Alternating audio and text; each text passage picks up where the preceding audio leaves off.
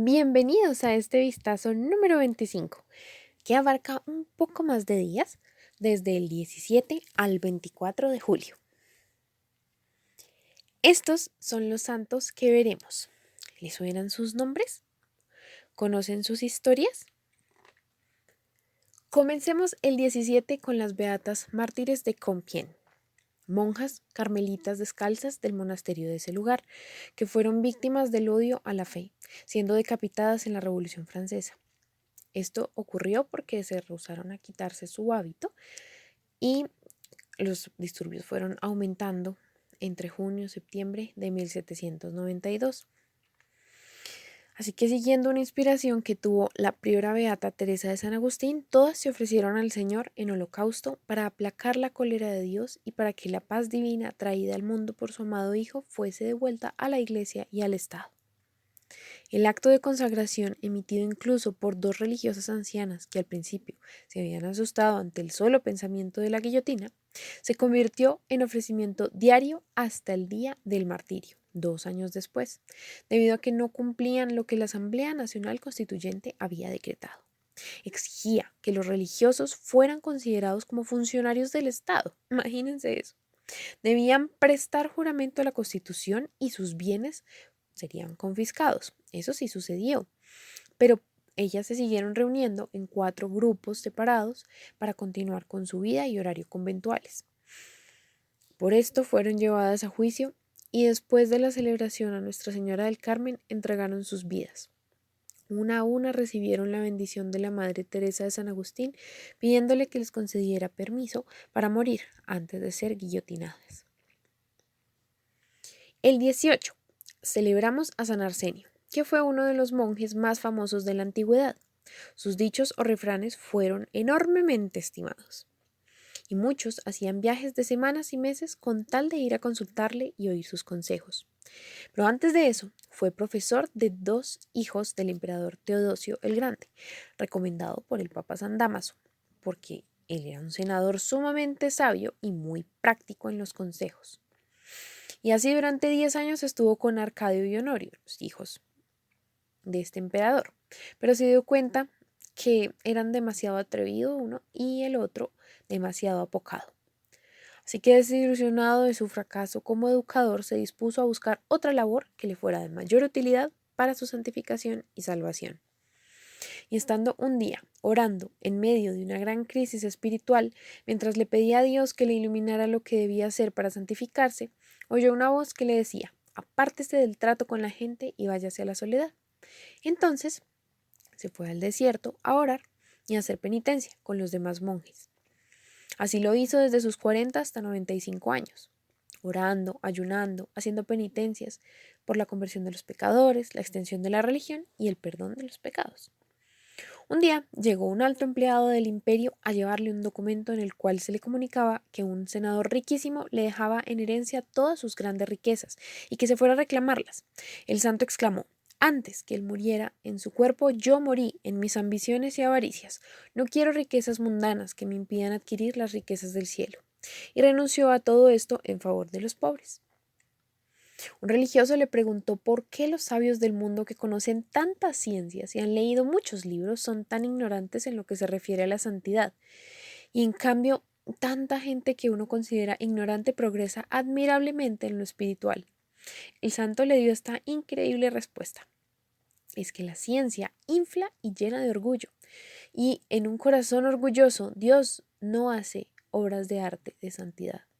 En cambio, los humildes conocen su debilidad, su ignorancia y su insuficiencia, y ponen toda su confianza en Dios, y en ellos sí hace prodigios de santificación nuestro Señor. Hay que aprender a tener la humildad ante todo, como nuestra Madre, María Santísima. El 19 están las santas Justa y Rufina, vírgenes mártires. En aquella época, España era dominada por los romanos, y con ellos la idolatría y la corrupción. Todos los años celebraban los idólatras fiestas en honor de Venus, recordando la tristeza de esta en la muerte de su adorado Adonis. Las mujeres recorrían las calles de la ciudad llevando al ídolo en sus hombros, importunaban a todos y les pedían cuantiosas limosnas por la festividad. Al llegar a la casa de Justa y Rufina, les exigieron adorar al ídolo. Las dos se negaron. y las mujeres enfadadas dejaron caer el ídolo rompiendo muchas vasijas.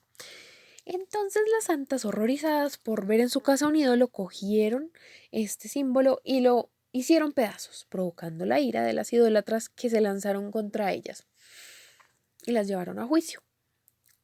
Diogeniano, prefecto de Sevilla, las hizo prisioneras, las interrogó y las amenazó con crueles tormentos si persistían en la religión cristiana, a la vez que les ofrecía grandes recompensas y beneficios si idolatraban a los ídolos. Las santas se opusieron con gran valor, a pesar de ser torturadas con garfios de hierro, encerradas en una lóbrega cárcel, donde los atormentaban lentamente con hambre y sed. Pero la divina providencia les socorría y sustentaba con gozos inefables, según las necesidades del momento, provocando el desconcierto de los carceleros. Luego, el prefecto quiso agotarlas, obligándolas a seguirle descalzas en un viaje que él iba a hacer a Sierra Morena. Sin embargo, aquel camino pedregoso era para ellas como de rosas. Volvieron a meterlas en la cárcel hasta que murieran. Santa Justa, sumamente debilitada, entregó serenamente su espíritu. El prefecto mandó lanzar su cuerpo en un pozo, pero el obispo Sabino logró rescatarlo. El prefecto creyó que estando sola sería más fácil doblegar a Rufina, pero al no conseguir nada, mandó llevarla al anfiteatro y echarla a un león furioso. Pero este lo que hizo fue acercarse y se contentó con blandir la cola y lamerle los vestidos como un corderillo. Enfurecido, el prefecto mandó degollarla. Así, Rufina entregó su alma a Dios en el año 287. Se quemó el cadáver para evitar que fuera venerado, pero el obispo Sabino recogió las cenizas y las sepultó junto a los restos de su hermana. Su culto se extendió pronto por toda la iglesia. Famoso y antiquísimo es el templo de Santa Justa en Toledo, el primero de los mozárabes. El 20 tenemos la grandiosa celebración al Niño Jesús. En Colombia lo homenajeamos mucho y además está consagrada Colombia al Divino Niño.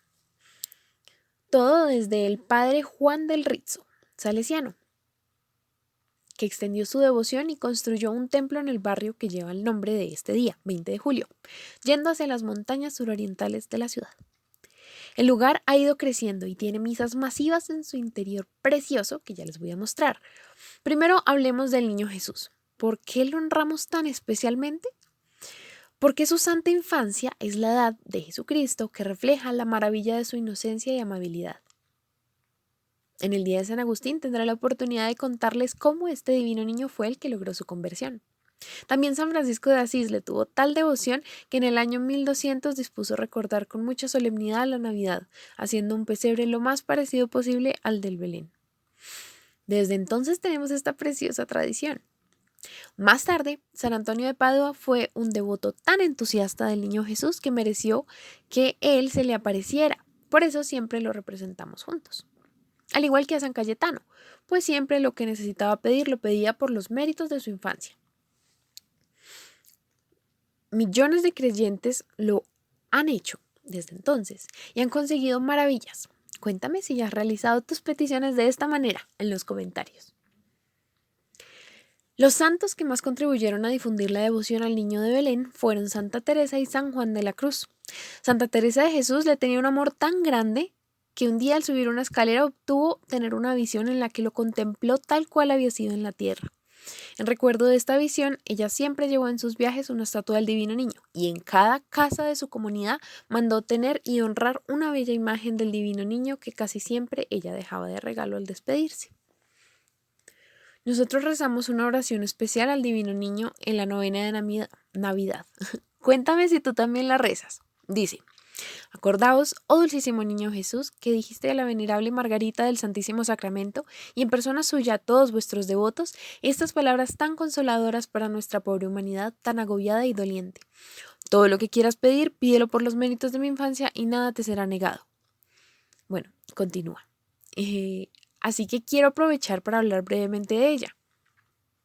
A los 11 años de edad y con sus padres recién fallecidos, decidió ingresar al convento Carmelo de Bonn, donde se dedicó a tratar a los enfermos de la ciudad por medio de la acción evangélica. En este lugar recibió el nombre de Margarita del Santísimo Sacramento. Según relata el portal religioso, donde encontrado esta información, en sus primeros meses de novicia recibió la visita de Jesús, quien le confió la misión de profesar las vivencias del Mesías a sus primeros 12 años de vida, en sus primeros 12 años.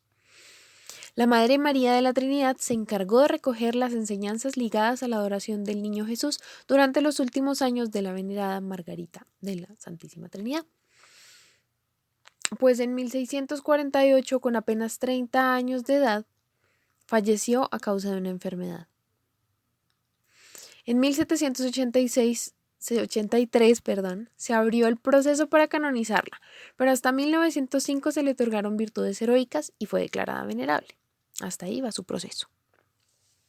Ahora sí, este es el templo que tenemos en Bogotá, Colombia, en la calle 27 Sur, número 750, con una gran plaza al frente que es la que llenan en fiestas especiales los feligreses. Su interior es majestuoso, es muy lindo poder ir a conocer este lugar y ver dónde está enterrado el padre que les he mencionado, que ha difundido tanta su devoción. Y al recorrer por detrás del altar encontramos una representación del Divino Niño, a la que muchos van a pedirle, agradecerle y adorarle. Vamos nosotros también. El 21 recordamos a San Lorenzo de Brindisi, Italia, cerca de Nápoles. Desde pequeño demostró tener una memoria asombrosa. Dicen que a los 8 años repitió desde el púlpito de la catedral un sermón escuchado a un famoso predicador. Cuando pidió ser admitido como religioso en los padres capuchinos, el superior le advirtió que le iba a ser muy difícil soportar aquella vida tan dura y tan austera, pero le dijo que con mirar un crucifijo le bastaría. Literalmente, así se apoyaba en Dios. Un súper gran ejemplo para nosotros repetir con él. Abro comillas. Al mirar a Cristo crucificado tendré fuerzas para sufrir, por amor a Él, cualquier padecimiento. Cierro comillas. La facilidad de Lorenzo para aprender idiomas y para grabarse en la memoria todo lo que leía hizo que llegara a saber 6 idiomas y que se aprendiera capítulos enteros de la Santa Biblia y muchas páginas de otros libros piadosos. Además, su capacidad para predicar era tan excepcional que siendo simple seminarista ya le fue encomendado el predicar los 40 días de Cuaresma en la Catedral de Venecia por 2 años seguidos, logrando emocionar y convertir a muchos. Los capuchinos nombraron a Fray Lorenzo superior del convento y luego superior de Italia. Más tarde, al constatar las grandes cualidades que tenía para gobernar, lo nombraron superior general de toda su comunidad en el mundo, así que recorrió muchos países visitando los conventos de sus religiosos para animarlos a ser mejores y en trabajar mucho por el reino de Cristo. Había días que caminaba a pie 50 kilómetros y lo daba todo, humildemente, para ayudarlos. Durante la celebración de la Santa Misa frecuentemente era arrebatado en éxtasis. El Santo Padre, el Papa, lo envió a Checoslovaquia y Alemania a tratar de extender la religión católica en esos países.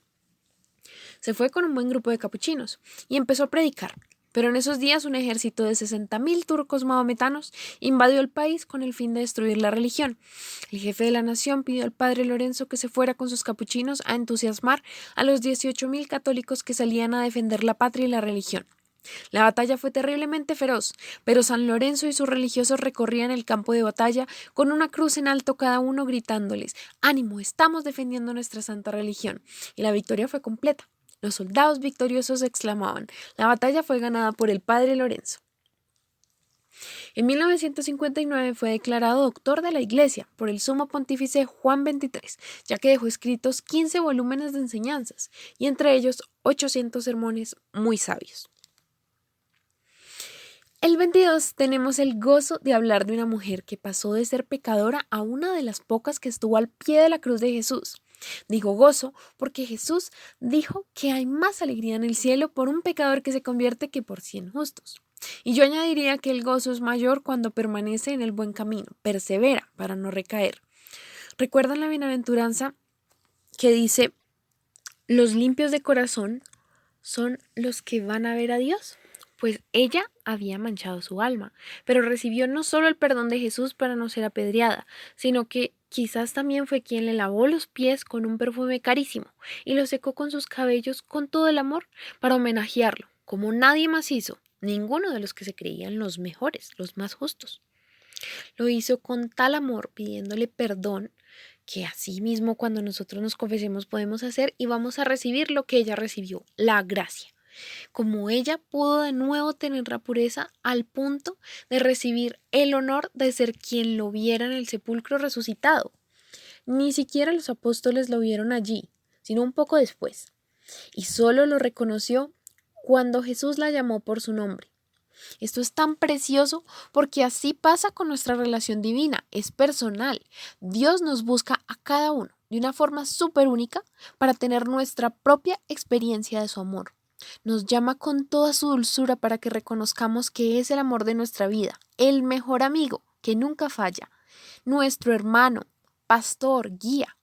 Por eso ella lo llamó Raboni, es decir, maestro, y fue a contarles a los apóstoles que corrieron para comprobarlo ellos mismos, pero solo encontraron el sepulcro vacío. Su nombre era María, que significa preferida por Dios, y era natural de Magdala en Galilea, y ahí su sobrenombre de Magdalena. Lo primero que dice el Evangelio acerca de ella es que Jesús sacó 7 demonios, eso lo comenta Lucas 8:2, lo cual es un favor grandísimo porque poseída por 7 espíritus inmundos tiene que haber sido impresionantemente infeliz. Esta gran liberación debió dejar en Magdalena una gratitud profundísima. Nuestro Señor decía que cuando una persona logra echar lejos un mal espíritu, este se va y consigue otros 7 espíritus peores y atacan de nuevo. Así seguramente pudo haber vuelto a un estado peor, pero Jesús la ayudó. Esto lo comenta Lucas 11:24. Jesús siempre está disponible para que nosotros nos arrepintamos del pasado y nuevamente lo escojamos a Él, de verdad, ya definitivamente perseveremos con Él, para que nos aleje los 7 espíritus malignos, los 7 pecados capitales. La parroquia de Santa María Magdalena queda en la avenida Carrera 19, número 15476, en el barrio Usaquén, y tiene una forma circular genial. Este es su espectacular interior.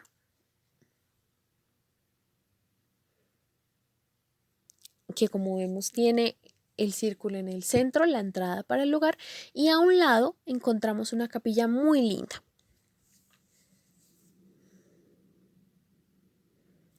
El 23 conmemoramos a Santa Brígida, que era de la familia de los gobernantes de Suecia, que tenían muchas posesiones, pero sus riquezas las empleaban en construir iglesias, conventos y ayudaban a quien lo necesitaba. De niña su mayor gusto era oír a la mamá leer las vidas de los santos. Cuando apenas tenía 6 años tuvo su primera revelación. Se le apareció la Santísima Virgen. La invitaba a llevar una vida santa, totalmente del agrado de Dios. En adelante las apariciones celestiales fueron frecuentes, hasta el punto que ella temió que fueran alucinaciones. Pero consultó con un súper sacerdote, famoso en Suecia, que le ayudó a estudiar detenidamente el caso y le dijo que podía seguir creyéndolo porque eran mensajes celestiales. Cuando tenía 13 años asistió a un sermón de Cuaresma predicado por un famoso misionero, y allí habló tan emocionante acerca de la pasión y muerte que ella quedó totalmente entusiasmada con nuestro Redentor. Su padre la casó con Ulf, hijo de otro gobernante. Tuvieron un matrimonio feliz que duró 28 años. Sus hijos fueron 8, 4 varones, 4 mujeres. Una de sus hijas fue Santa Catalina de Suecia. ¿La recuerdan de vistazos anteriores? Un hijo fue religioso, otros 2 se portaron muy bien y Carlos fue un pícaro que la hizo sufrir toda la vida. Solo a la hora de la muerte, que cuando ya él se iba a morir, logró la santa con sus oraciones que él se arrepintiera y pidiera perdón de sus pecados a Dios. 2 de sus hijas se hicieron religiosas y otra fue la oveja negra, que con sus aventuras nada santas martirizó a la buena mamá. Santa Brígida se fue con su esposo en peregrinación a Santiago de Compostela en España. En el viaje enfermó Ulf gravemente. Brígida oró por él y en un sueño se le apareció San Dionisio a decirle que se le concedía la curación con tal que él se dedicara a una vida santa. Así que su marido, al ser curado, entró de religioso cisterciense y unos años después murió santamente en el convento. En una visión oyó que Jesús crucificado le decía: yo en la vida sufrí pobreza y tú tienes demasiados lujos y comodidades. Desde ese día Brígida dejó todos sus vestidos elegantes y empezó a vestir como la gente pobre. Ya nunca más durmió en camas muy cómodas, solo sobre unas tablas duras, y fue repartiendo todos los bienes entre los pobres hasta que llegó a ser también muy pobre. Con su hija Santa Catalina de Suecia se fue a Roma y en esa ciudad permaneció 14 años, dedicada a la oración, a visitar, ayudar enfermos, a visitar como peregrina orante muchos santuarios y a dictar sus revelaciones que están contenidas en 8 tomos, entre los que se encuentra una con las revelaciones de cómo fue la vida de Jesús, las cuales recibió cuando fue a visitar los santos lugares donde vivió, predicó y murió Jesús. Por inspiración del cielo fundó la comunidad de San Salvador. El principal convento estaba en la capital de Suecia y tenía 60 monjas. Luego se fue convirtiendo se crearon muchos más conventos y este se volvió el centro literario más importante. Al volver de Jerusalén se sintió muy débil y el 23 de julio de 1373, a los 70 años, murió en Roma con gran fama de santidad. A los 18 años de haber muerto fue declarada santa por el sumo pontífice. El 24. Terminamos con el beato Juan Soret, quien en 1440 fue nombrado provincial de la Orden del Carmelo en Francia y en 1451 fue elegido unánimemente superior general. Estableció en todas las provincias que visitó 1 o 2 conventos de estricta observancia de las constituciones y permitió que todos los frailes que lo desearan pudiesen trasladarse a dichos conventos. También fundó otros aparte. Para ayudar a sus súbditos publicó en 1462 una edición revisada de las constituciones. El beato murió en Angers el 25 de julio de 1471. El proceso de beatificación de la beata Francisca de Ambroise, renovó en 1863 la memoria del padre Soret y la Santa Sede confirmó su culto en 1865. Muchas gracias por acompañarme en este vistazo. Mil bendiciones para todos.